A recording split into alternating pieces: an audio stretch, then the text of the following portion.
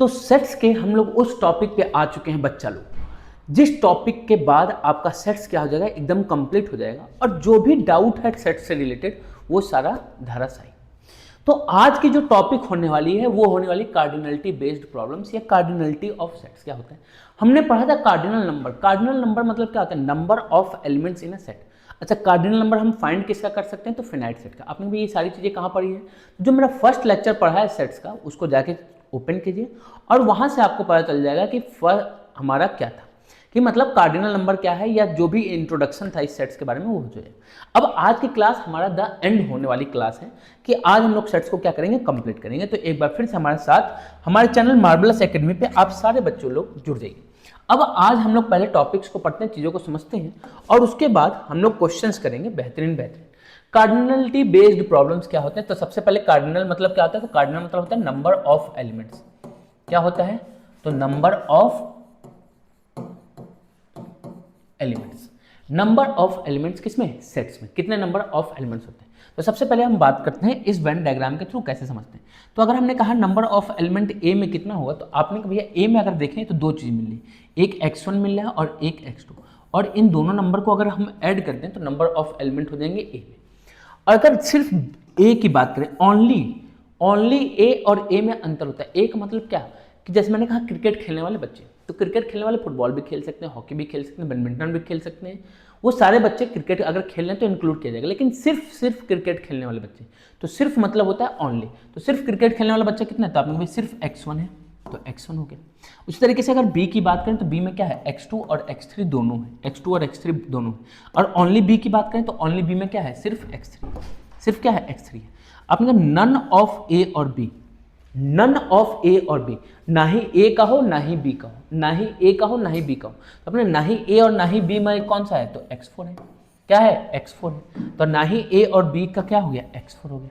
क्या हो गया, x4 हो गया। तो ये आपको कॉन्सेप्ट समझ में आया कि इसमें कौन कौन से एलिमेंट आते हैं।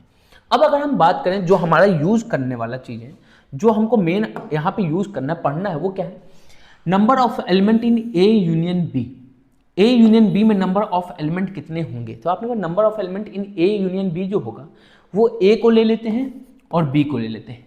ए को लिया, बी को लिया, लेकिन ए और बी लेने से हुआ क्या कि जो इन दोनों का कॉमन एलिमेंट वो दो बार आ गया। आपने कहा दो बार तो इंक्लूड नहीं करेंगे, करेंगे तो सिर्फ एक बार। तो दो बार आया तो एक बार क्या करना होगा, माइनस, तो इंटरसेक्शन क्या कर दिया, माइनस।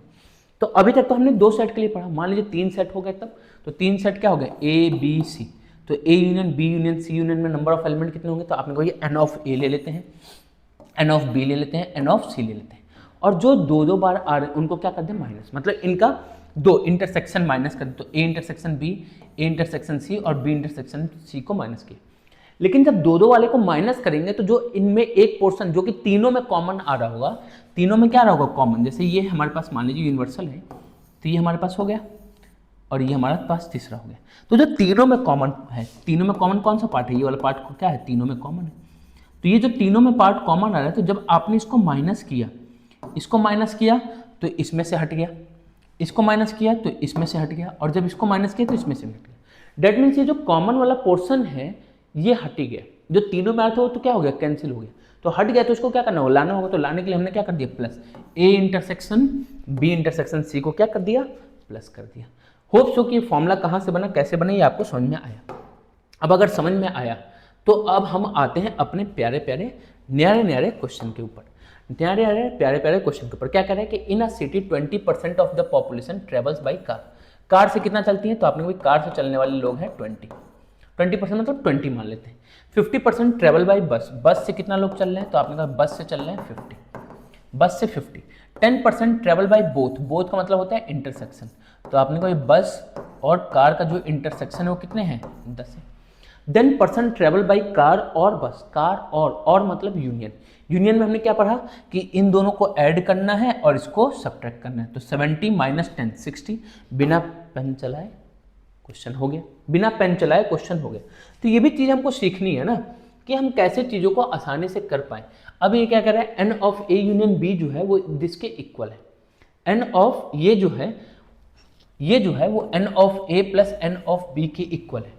तो इसकी वैल्यू कितनी होगी, आपने कहा ये तो चीज़ है ही नहीं यहाँ पे, नहीं है, डेट मीन्स उसकी वैल्यू कितनी हुई होगी, 0, तभी तो ये हटा होगा। डेट मीन्स इसकी वैल्यू कितनी हो जाएगी, 0, या फिर इसकी वैल्यू, अच्छा 5 नहीं लिख सकते क्योंकि 5 तो सेट को रिप्रेजेंट करता है, तो नंबर ऑफ एलिमेंट बोला तो नंबर ऑफ एलिमेंट कितने होंगे इसमें, 0 हो जाएंगे। डेट इज एम्प्टी सेट और नल सेट। देखिए बहुत ही प्यारे प्यारे से क्वेश्चन है हमारे पास, कोई भी दिक्कत की बात नहीं है, कोई भी दिक्कत की बात नहीं है। क्वेश्चंस अगर देखेंगे तो लाइंस हमारे पास बस क्वेश्चंस भरे हुए हैं। अब देखिए इस क्वेश्चन में देखिए n ऑफ a दे दिया 5, इंटरसेक्शन दे दिया 2, यूनियन दे दिया 12 और b की बात फाइंड करनी है। आपने कहा भैया n of a union b किसके इक्वल होता है, तो ये होता है n of a plus n of b minus of n of a intersection b। Union में कितने एलिमेंट हैं, तो आपने कहा यूनियन में एलिमेंट है हमारे पास कितना, 12, 12 हो गए। a में कितने एलिमेंट हैं, तो a has 5 element, b you have to find, और इंटरसेक्शन में 2 एलिमेंट। माइनस वाला इधर आएगा तो प्लस हो जाएगा, 12 प्लस 2 14, 14 में से 5 माइनस हुआ तो n ऑफ b कितना हो जाएगा, 14 माइनस 5 इज 9। ये हमारा आंसर, ये हमारा क्या हो गया, आंसर हो गया। तो होप सो कि ये कॉन्सेप्ट आपको समझ में आ रहा होगा और क्वेश्चंस भी बेहतरीन बेहतरीन जो क्वेश्चंस वो आपको समझ में आ रही है।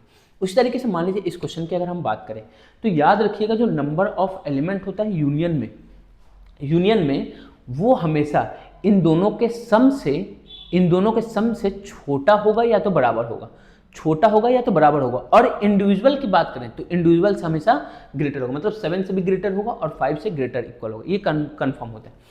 तो आपने भाई चलिए देखते हैं भाई बात को यहाँ पे। तो आप याद रखिएगा दो कॉन्सेप्ट की, जो यूनियन होता है, नंबर ऑफ यूनियन जो होता है वो हमेशा ग्रेटर इक्वल होगा नंबर ऑफ ए से या नंबर ऑफ बी से, बट स्मॉलर इक्वल होगा इन दोनों के सम से। इन दोनों के सम से क्या होगा, स्मॉलर हो गया तो इक्वल। स्मॉलर क्यों, कि भैया अगर इंटरसेक्शन माइनस कर दिए तो स्मॉलर हो गया, और इक्वल क्यों, क्योंकि इंटरसेक्शन 5 हो गया तो इक्वल हो गया। तो कॉन्सेप्ट को देखिए, तो आपने भाई यहाँ पे देखें तो यूनियन जो है 12 से छोटा, इन दोनों के सम से छोटा। आपने कहा बिल्कुल बात सही है। यूनियन जो है वो 7 से ग्रेटर, ये फिर नहीं कह सकते। Then which of the following is or are correct, तो करेक्ट के केस में आप सिर्फ इसको लेंगे। इंटरसेक्शन का तो कुछ जवाब ही नहीं होता है। यूनियन ये भी हो सकता है, बट यहाँ पे अगर ये मिल रहा है आपको कि स्मॉलर देन इक्वल टू 12, तो हम इसके साथ जाएंगे, ना कि फिर इसके साथ जाएंगे। ठीक है, फिर इसके साथ हम नहीं जाएंगे। क्यों इसके साथ नहीं जा सकते, क्योंकि ये भैया 5 भी तो बैठा है, क्या बच्चा है, 5 भी बैठा है, लेकिन जो सबसे बड़ा वाला सेट होता है उसको ही हम क्या करते हैं, कंसीडर करते हैं। तो इसलिए ये दोनों ही ऑप्शन ए और सी ऑप्शन दोनों ही हमारे यहाँ पे क्या बन जाएगा, सही। बट अगर बात करें बोर्ड किसको टिक करेंगे तो ऑप्शन नंबर सी को टिक करेंगे, क्योंकि ये ज़्यादा सही है। ये बात आपको समझ में आई। अब देखिए कुछ पिज्जा उज्जा का क्वेश्चन दिख रहा है भाई। इसमें पिज्जा के क्वेश्चन में क्या करें कि 50 children in a group of 50 children, 50 बच्चे हैं टोटल, जिसमें से 20 बच्चे पिज्जा को लाइक करते हैं। तो पिज्जा को कितने लोग लाइक कर रहे हैं, तो आपने कहा 20 लोग। फिर 15 लोग बर्गर को लाइक करते हैं। 15 लोग किसको लाइक कर रहे हैं, बर्गर को, तो 20 से दिखा दिया 15। अब 25 लोग मैगी को लाइक करते हैं। मैगी को कितने लोग लाइक करते हैं, 25 लोग। ऐसा कुछ question. 7 likes pizza and burger, and मतलब इंटरसेक्शन, तो इंटरसेक्शन दे दिया किसका, पिज्जा एंड बर्गर का। कितने लोग हैं, 7 लोग हैं। उसके बाद क्या बोल रहे हैं, 5 लाइक्स बर्गर एंड मैगी। 5 जो है बर्गर और मैगी को लाइक करते हैं, तो कितना हो गया, 5 लोग हो गए। उसके बाद क्या कह रहे हैं, जो 6 लोग हैं, 6 people likes Maggi and pizza. 6 people किसको लाइक करते हैं, तो आपने कहा 6 पीपल ऐसे हैं जो कि मैगी एंड पिज्जा को लाइक करते हैं। कितने लोग हैं, 6 लोग हो गए। 2 लाइक्स ऑल द 3 मतलब तीनों का इंटरसेक्शन। तीनों का इंटरसेक्शन मतलब pizza intersection burger intersection Maggi. कितने लोग हैं, आपने कहा 2 लोग हैं। Maggi and burger, then how many children don't like any of the pizza this. कितने लोग सब में से कुछ नहीं लाइक करते हैं। तो टोटल ये जो दिया है 50, ये हमारा क्या है, ये हमारा यूनिवर्सल है। ये क्या है, यूनिवर्सल सेट है। याद रखिएगा जो टोटल होता है वो हमारा क्या होता है, यूनिवर्सल होता है, वो हमारा यूनिवर्सल होता है। तो आपने कोई यूनिवर्सल में से हमको क्या माइनस करना होगा, तो कोई भी एक अगर लाइक करते हैं, कोई भी अगर एक फूड इसमें से लाइक करते हैं तो उसको हम माइनस कर दें, तो ऐसे लोग मिल जाएंगे जो कि कुछ भी लाइक नहीं करते। तो आपने कोई फाइंड किया जाए, तो आपने कहा ये फाइंड करना है, तो हमको क्या फाइंड करना है, n of P union M union B किसके इक्वल होगा। तो हमने पढ़ा है कि इन तीनों का अलग अलग पहले फाइंड करके प्लस कर लें, इन तीनों का क्या कर लें, अलग अलग प्लस कर लें। उसके बाद जो इनका इंटरसेक्शन होता है उसको हम क्या कर दें, माइनस कर दें। उसके बाद जो इनका इंटरसेक्शन होता है उसको हम क्या कर दें, माइनस कर दें। तो माइनस कर दिया। उसके बाद जो इन तीनों में होता है उसको हम क्या कर लें, प्लस कर लें। जो इन तीनों में कॉमन होता है उसको हम क्या कर लें, प्लस कर लें। अब अगर सॉल्व करना है तो सॉल्व किया जाए। आपने कहा ये इन तीनों को प्लस करना है। प्लस करने का मतलब 20 प्लस 15 प्लस 25, ये हो जाएगा 40 और 20 कितना हो जाएगा, 60 हो गया। माइनस वाले को अलग सॉल्व करते हैं, तो माइनस मतलब इंटरसेक्शन, 7 5 12 12 और 6 18, क्या कर दिया, माइनस कर दिया। और ये कितना है, प्लस का 2 कर दिया। कितना हो गया, 60 में से 10 गया 50, 50 में से 10 गया तो 42, 42 में 2 ऐड हो गया तो 44। तो 44 लोग ऐसे हैं जो कोई ना कोई फूड को लाइक करते हैं, या तो एक या एक से ज़्यादा फूड को लाइक करने वाले लोग हैं। तो ना लाइक करने वाले लोग, हमको चाहिए don't like any of the food. तो डोंट लाइक का मतलब, तो आपने कहा डोंट मतलब कॉम्प्लीमेंट, कॉम्प्लीमेंट मतलब 50 में से, यूनिवर्सल में से 44 को क्या कर दें, माइनस कर दें। 6 पीपल ऐसे हो जाएंगे, या 6% जो भी दिया हो, तो ऐसे बच्चे हो जाएंगे। अच्छा, चिल्ड्रन बोला तो 6 बच्चे ऐसे हो जाएंगे जो कि किसी भी एक फूड को लाइक नहीं करते हो, किसी भी एक फूड को लाइक नहीं करते हो। ये कॉन्सेप्ट आपको समझ में आ गया, ये कॉन्सेप्ट आपको समझ में आ गया, बहुत ही बढ़िया बात है। उसी तरीके से मान लीजिए अगर हमारे पास 3 फिगर हो गए, 3 फिगर हो गए तो इसकी कार्डिनलिटी को हम कैसे फाइंड करें। मान लीजिए 3 3 अगर हमारे पास डायग्राम बन गए तो इसकी कार्डिनलिटी, तो ए में कौन कौन से एलिमेंट होंगे, तो आपने ए में अगर हम बात करें तो x1 है, x4 है, x7 है और x6 है, इन सभी को ऐड कर लिया। ओनली ए की बात करें तो जो सिर्फ ए में है तो वो कौन सा है, x1 है, ओनली ए में। उसी तरीके से ओनली ए एंड बी, सिर्फ और सिर्फ ए और बी में हो तो सिर्फ और सिर्फ ए और बी में कौन सा है, x4 है, क्या है, x4। x7 जो है वो तीनों में है तो सिर्फ चाहिए तो x4 हो जाएगा, ओनली ए और बी में। तो ओनली ए और बी में क्या हो गया, x4 हो गया। अच्छा, यहाँ पे ओनली ए एंड बी बोला है तो आपने भैया ए वाले में सिर्फ x1 है और यहाँ पे क्या है, x2, तो ये हमने ले लिया। Only one of A B और सी, सिर्फ और सिर्फ एक में हो, एग्जैक्टली वन, इसको हम क्या कहते हैं, इस वाले केस को हम कहते हैं एग्जैक्टली वन। एग्जैक्टली वन की बात करें तो एग्जैक्टली वन में बात करें तो x1 हो गया, x2 हो गया और x3 हो गया। तो x1 x2 x3 हो गया। Exactly 2 of A B C, दो में हो, एग्जैक्टली 2 में हो, तो एग्जैक्टली 2 में कौन सा है, x5 है, x6 है और x4, तो x4 x5 x6, x4 x5 x6। A B या सी, इन तीनों में से किसी में भी एक में हो तो तीनों, इन सभी को क्या कर लेंगे, ऐड कर लेंगे, x8 को छोड़ के। x8 क्या होगा, तीनों में से किसी में ना हो, तीनों में से किसी में ना हो तो x8 हो जाएगा। मान लीजिए यहीं पे पूछता in all three, in all three में जो है, ठीक है, ऑल थ्री में जो तीनों में कॉमन है वो कौन सा होगा, x7 हो जाएगा। वो किसके इक्वल हो जाएगा, x7 के इक्वल हो जाएगा।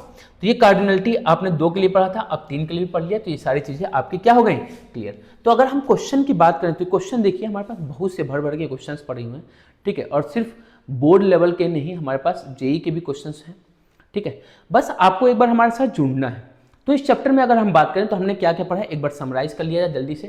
तो हमने पहले पढ़ा कि सेट्स क्या होता है, सेट का डेफिनेशन, फिर उसको रिप्रेजेंट किस में करते हैं, तो roster form, set builder form में, ये हमने सीखा। रोस्टर और सेट बिल्डर के बाद हमने पढ़ा टाइप्स ऑफ सेट्स, कि टाइप्स ऑफ सेट्स क्या होता है, टाइप्स के जो सेट्स मतलब सेट्स के जो टाइप्स होते हैं। तो पहला होता है नल सेट, एम्प्टी सेट या वॉइड सेट क्या होता है उसको पढ़ा। सिंगलटन सेट जिसमें एक एलिमेंट, फिनाइट सेट जिसमें नंबर ऑफ एलिमेंट क्या हो, काउंटेबल हो, इनफिनाइट जिसमें नंबर ऑफ एलिमेंट काउंटेबल ना हो, इक्वल सेट जिसमें कि एलिमेंट्स के जो नंबर है वो तो सेम हो ही, साथ ही साथ सेम एलिमेंट्स भी हो, और इक्विवेलेंट सेट्स ऐसे जिसमें सिर्फ और सिर्फ नंबर ऑफ एलिमेंट्स सेम हो। उसके बाद हमने टाइप्स ऑफ सेट्स में एक पढ़ा था सबसेट। सबसेट मतलब सेट्स को अगर तोड़ तोड़ के पार्ट बना दिए गए, तोड़ तोड़ के पार्ट बना दिए गए तो उसको हम क्या कहते हैं, सबसेट कहते हैं। और उसके बाद हमने पढ़ा था पावर सेट। पावर सेट क्या होता है, तो सेट ऑफ अ सबसेट क्या कहते हैं, set of a subset, collection of all the subsets of a set is known as power set. तो किसी भी सेट का जो सबसेट बना उसका अगर सेट हम बनाते हैं तो उसको हम क्या कहते हैं, पावर सेट कहते हैं। उसके बाद ऑपरेशंस पढ़ा, यूनिवर्सल सेट जो सारे सेट को कंटेन करे, फिर यूनियन पढ़ा, इंटरसेक्शन, डिफरेंस, सिमेट्रिक डिफरेंस और कॉम्प्लीमेंट्री इवेंट। फिर उसके बाद हमने डी मॉर्गन्स लॉ पढ़ा कि किसी भी यूनियन का कॉम्प्लीमेंट जो होगा A complement intersection B complement, और इंटरसेक्शन का whole complement A complement union B complement होगा। और उसके बाद कुछ रूल्स हमने फॉर्मूला बनाया ए यूनियन बी या A union B union C का। इसके साथ हमारे साथ आपको जुड़ने के लिए धन्यवाद। ये चैप्टर यहीं पे एंड होता है। नेक्स्ट क्लास में अब हम लोग नेक्स्ट चैप्टर के बारे में पढ़ेंगे। तब तक के लिए जय हिंद, जय भारत।